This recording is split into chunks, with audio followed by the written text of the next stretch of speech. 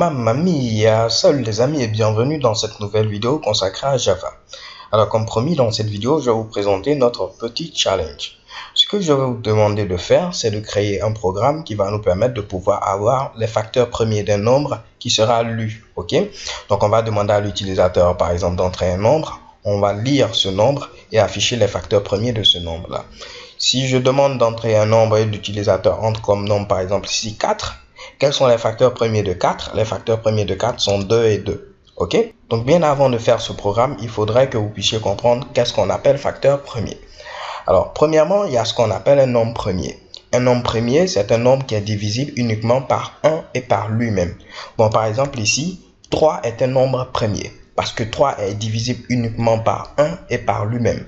Par contre, 4 n'est pas un nombre premier parce que 4 est divisible également par 2. Ok? Alors qu'on a dit qu'un nombre premier est un nombre qui est divisible uniquement par 1 et par lui-même. 4 est aussi divisible par 2, donc ce n'est pas un nombre premier. Ok? Donc ce qu'on fait, lorsqu'on parle de facteur premier, vous allez essayer de prendre tous les diviseurs ici de votre nombre.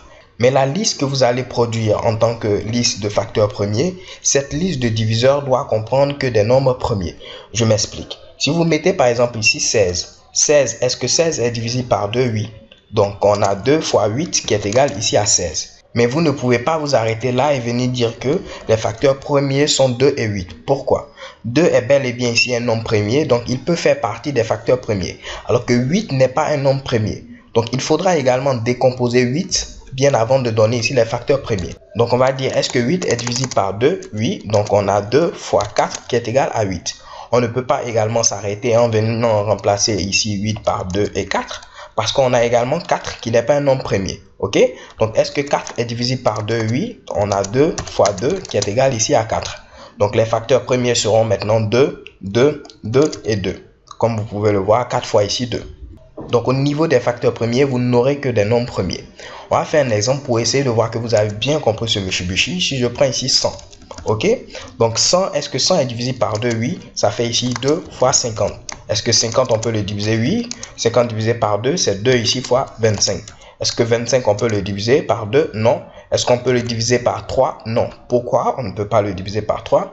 Pour savoir si un nombre est divisé par 3, on va additionner ici les chiffres et voir si ce qu'on a comme résultat est divisible par 3. Donc 2 plus 5 est égal à 7. Est-ce que 7 est divisible ici par 3? Non. Donc 25 n'est pas divisible par 3. On sait que 25 c'est égal à 5 fois 5. Donc là j'aurai ici 5 fois 5. Ok? Donc est-ce qu'on peut diviser encore 5? Non, 5 est un nombre premier. Donc on s'arrête là. 5 est divisible par 1 et par lui-même. Donc les facteurs premiers de 100 seront ici tout simplement 2, 2, 5 et 5.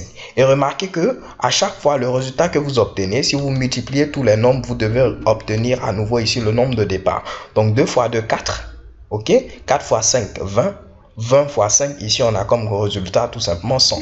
De même ici, lorsqu'on avait parlé de 16, 2 fois 2, 4. 4 fois 2, 8. 8 fois 2, 16. Ok?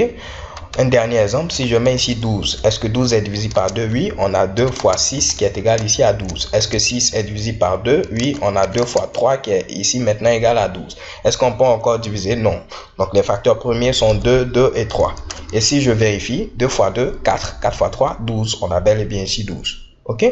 Donc c'est ce que vous devez faire. Par exemple ici j'ai déjà fait ce programme. Donc si je mets comme valeur, pourquoi pas ici disons ici 25. Donc 25 il doit me donner comme résultat 5, 5. Donc je valide et chez Kebam, vous voyez j'ai comme résultat 5, 5. Si je relance l'exécution de ce code et que je mets ici par exemple comme valeur 100, vous voyez il me donne bel et bien 2, 2, 5, 5. Je relance l'exécution de ce code, je mets ici 12, il va me donner ici 2, 2, 3. Et chez Kebam 2, 2, 3. Ok? Et c'est ce que je vais vous proposer maintenant de faire comme challenge. Alors surtout, ne vous inquiétez pas si dès le départ vous n'arrivez pas à trouver la solution. Ça arrive à tout le monde.